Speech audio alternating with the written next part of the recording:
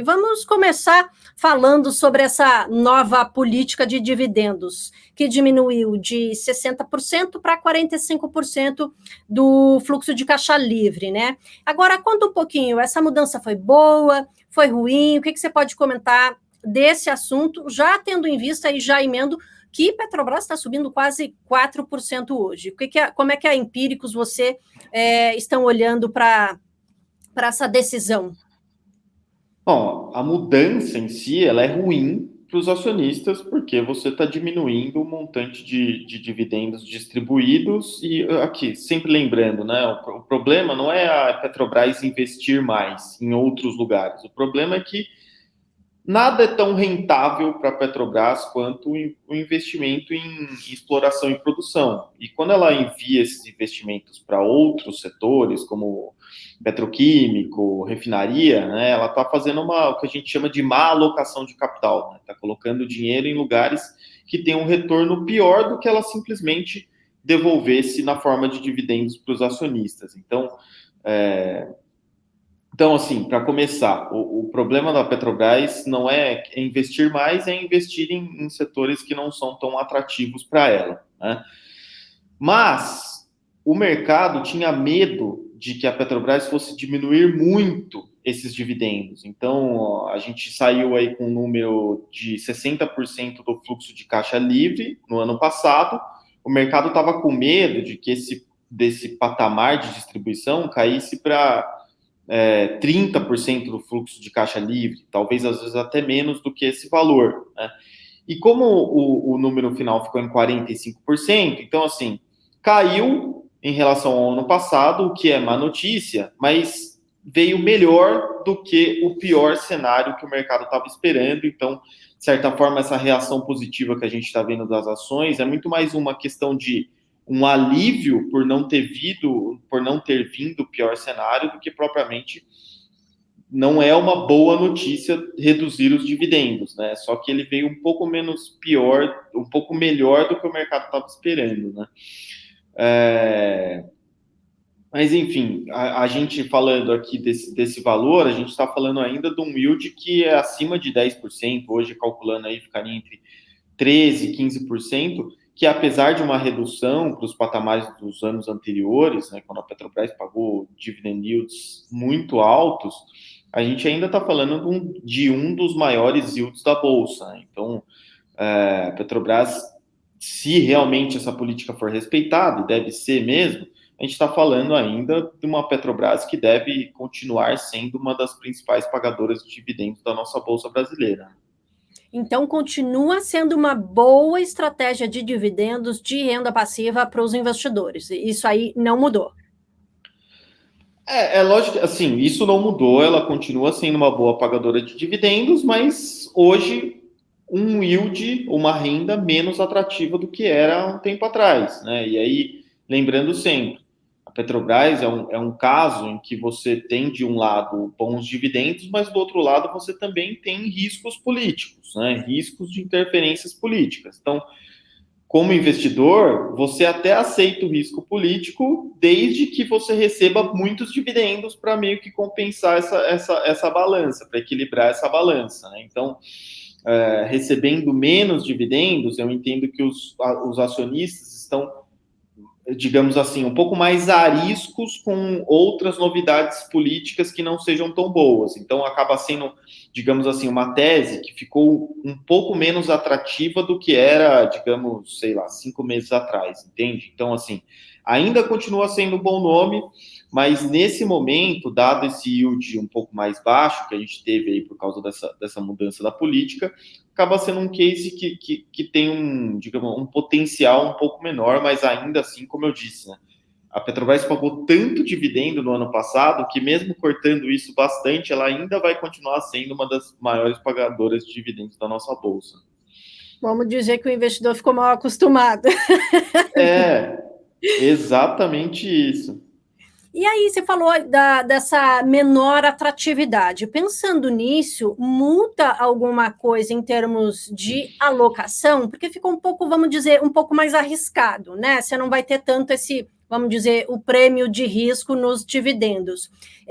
O investidor poderia pensar, de repente, em mudar a alocação ou continua a mesma perspectiva? O que você poderia dizer sobre esse tema de realmente o quanto está ali, se vale a pena, de repente, trocar um pouco a estratégia?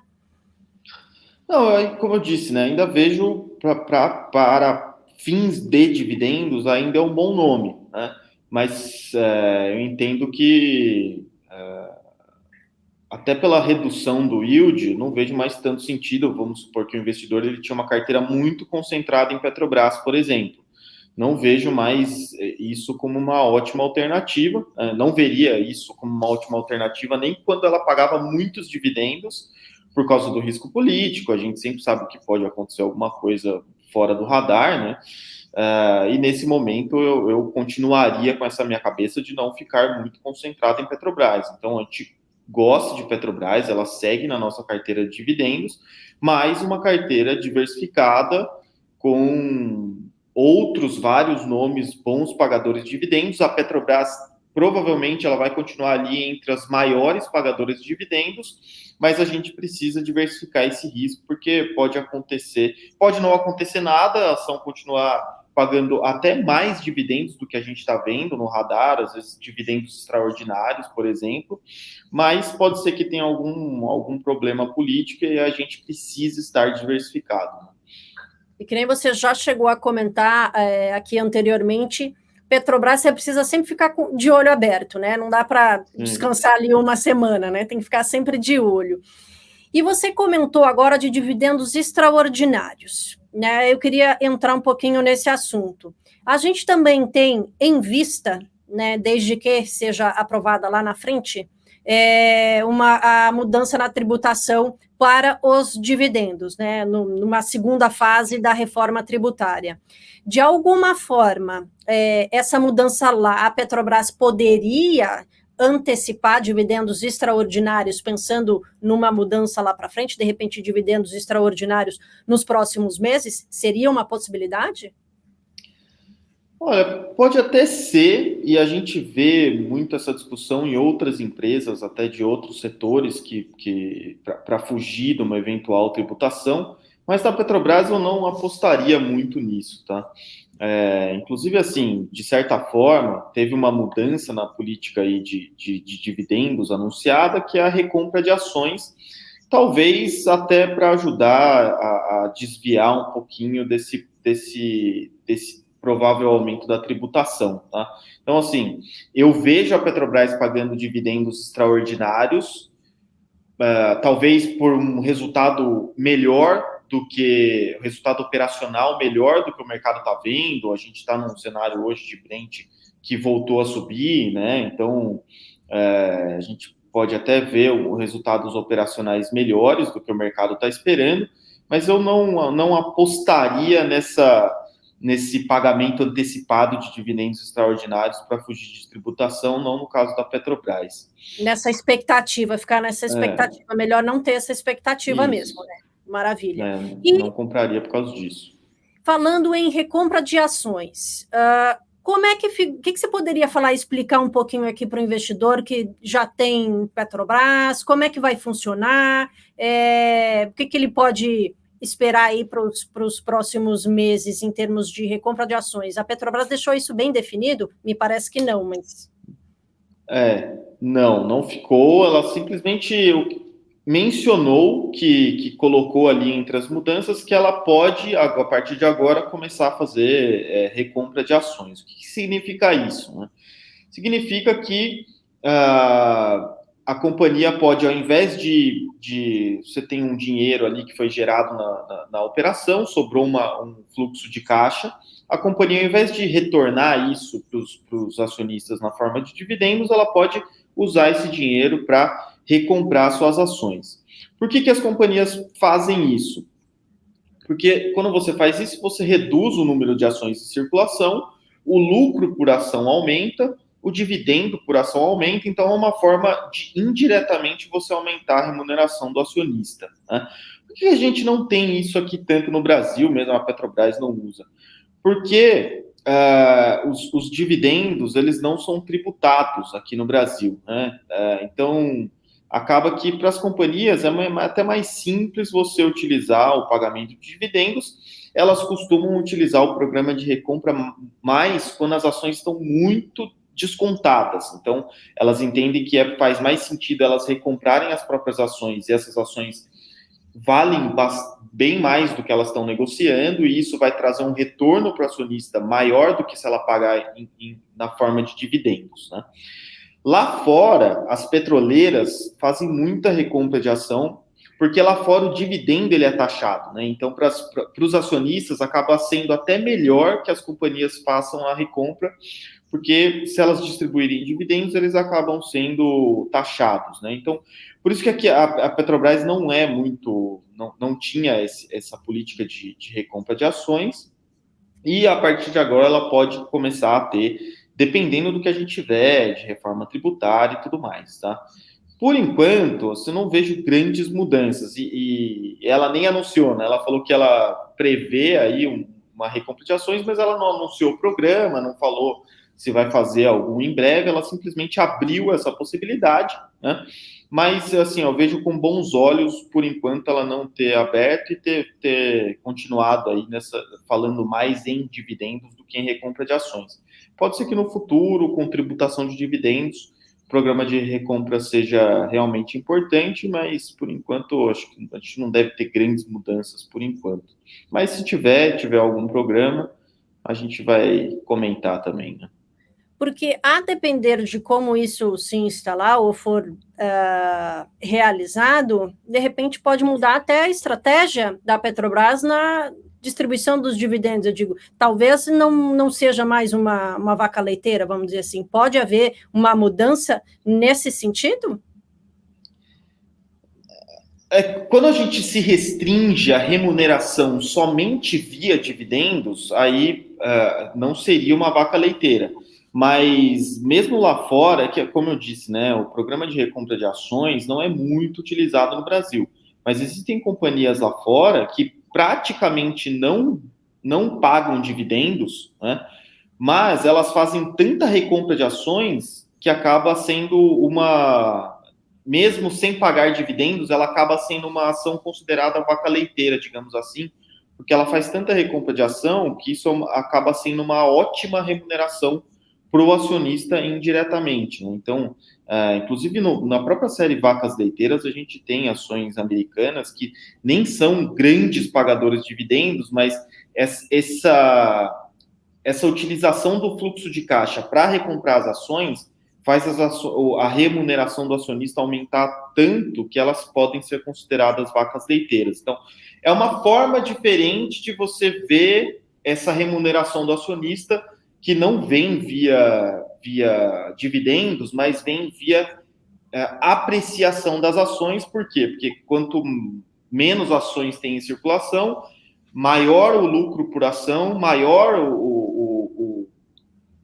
a remuneração do acionista, e essas ações elas tendem a se apreciar e se valorizar no longo prazo, né? Então, de novo, é só uma forma diferente. Lá fora, os investidores já estão muito mais acostumados com isso, porque, de novo, é uma alternativa que as companhias encontraram para melhorar a remuneração dos acionistas, tentando se esquivar da tributação de dividendos lá fora, que é bem grande, né?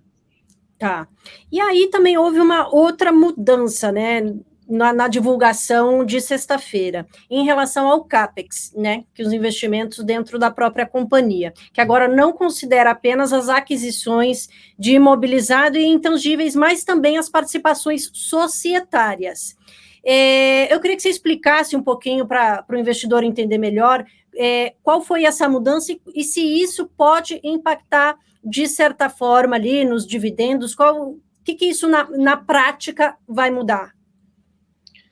Eu acho que isso entra muito naquilo que a gente começou falando aqui, que isso demonstra intenções da Petrobras de ser mais agressiva em investir em outros segmentos que não exploração e produção. Então, quando essa política que estava em vigor foi feita, a Petrobras estava no momento de, basicamente, vender ativos ineficientes e investir no pré-sal, né? Então, não tinha digamos, essa linha a mais, falando, a gente também pode utilizar para M&As, né? Nem era uma política que fazia sentido na época. Agora, com com essa nova gestão, querendo aumentar aí os braços da Petrobras em segmento de petroquímica, fertilizante, refinaria, né?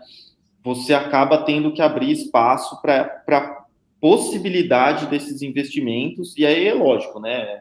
Quanto mais ela investir em outros segmentos, menos dinheiro vai sobrar para ela pagar na forma de dividendos, né? Isso que ela está falando aqui nessa linha que você falou é justamente isso. Ela está falando, olha, o fluxo de caixa, a gente vai ter que descontar também de possíveis aumentos de participação, de possíveis novos investimentos, e aí só depois disso é o que a gente vai pagar de dividendos, mas, de certa forma, o mercado já está... Essa queda, digamos assim, né, dos dividendos por causa desses investimentos a mais, é algo que o mercado também já colocou na conta, né? Não é algo que surpreendeu negativamente, tanto que até as ações reagiram bem no programa de hoje.